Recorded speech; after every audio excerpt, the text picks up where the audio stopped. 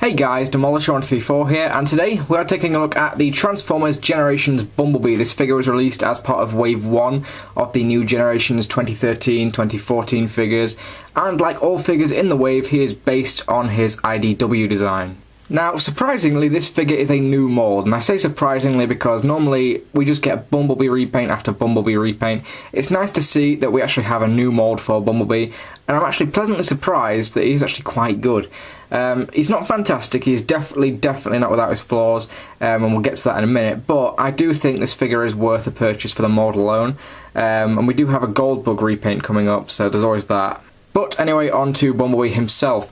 Now, one thing you may notice is that Hasbro can't seem to match yellows very well. He has got 3 different shades of yellow on the actual figure itself, and honestly, really, Hasbro? Anyway, he's got this sort of yellow here, which is a much more vibrant yellow.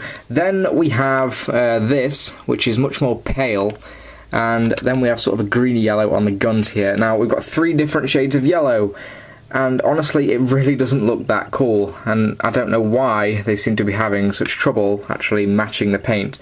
We do have painted headlights and a grille on the front, silver painted wheels. On the back here we have some painted brake lights and a bit of a sort of a greyish streak on the back there. Honestly, paint apps, in terms of paint apps, he's nothing that's going to blow you away. He's only got a bit of blue here on the windows. He's obviously got the stripe, but other than that, what you see is what you get. There's nothing major going on here. There's not a lot of moulded detail on the vehicle mode either, so he does seem a little bit plain. He does come with some weapons. He comes with 2 that you can kind of have him hold, on their own, but you can put them together to form a BFG, which I think is pretty cool looking. Yeah, I think these are supposed to be like fire or something, but it's kind of an odd looking cannon, but there we go. But that's really all I can say about the vehicle mode. Not really much to look at. It rolls fairly well.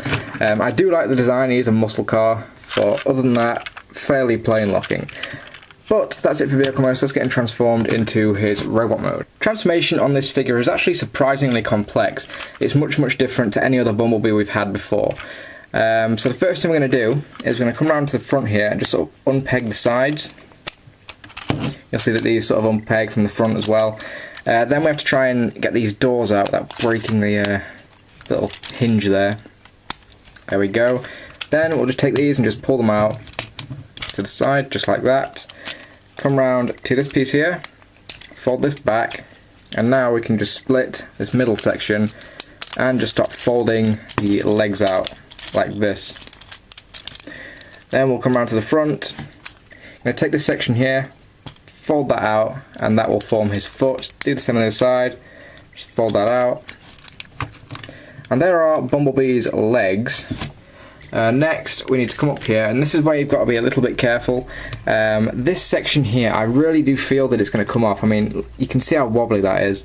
So definitely be careful when transforming him, just in case it does end up coming off.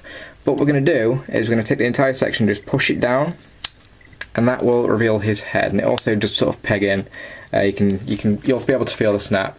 And then this back section here pegs in so pathetically, it's unbelievable. But yeah. Now finally we're just going to take the door pieces here, rotate them up like so, take the doors, fold them in and then back out, just like that. Get him all straightened up, and ladies and gents, there you have Bumblebee in his robot mode. Now I've got to say, I really do like this robot mode. I think it's a lot different to what we've had before. And it works. The only problem I really have with it is the arms. I really wish that the arms were just a tad bit longer, or a little bit bulkier at least.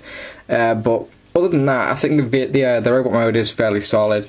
You can hold his weapon in either hand, and you can also, like I said earlier, you can split them apart, and you can have them, well, I don't know why you'd have them around like that. You'd sort of flip them this way and that'd look a little bit better. So yeah, you can really do what you want with the weapons. He also has weapon storage on the legs here, but why the hell would you put it there? Now in terms of molded detailing and paint apps, like I said in the vehicle mode, he is rather lacking at the moment. So let's zoom in on the head here. Really nice Bumblebee-esque head sculpt. That's actually a really cool looking head sculpt. Nice Autobot symbol. We have these stripes, as you'd expect from Bumblebee. Some kind of molded detail there on his sort of abs and his crotch there, but no paint apps. Bit of molded detailing on the thigh, and then on the knees here, it's just the back of the car. And he also has these sort of lights on his feet, so yeah, there you go. In terms of articulation, his head can rotate a full 360 degrees. The arms here, they can rotate 360 degrees, and they can also bend any which way you want, more or less. Can bend at the elbow, can also rotate at the elbow, but mine always comes off for some reason. And that's going to be a pain in the ass to get back on. Oh, never mind. I think he has waist articulation. Let me just check. Let me check for you. No, he doesn't. I don't want to break that. Ball joint up at the hip here. Got a thigh rotation, bend at the knee, and the feet. Well, he's got a ball joint up there at the ankle, so he can do, you know, quite a few poses with his feet there. So fairly decent articulation. Again, I'm not entirely sure if he does have waist articulation or not. It looks like he does, but I mean, I've just tried to swivel that and that did not want to move. So I don't want to break that. For a quick size comparison, here he is next to various other recent Bumblebee figures. We've got the Prime version to the right here, and on the left we have the War for Cybertron version and the Dark of the Moon repaint. So there they are together.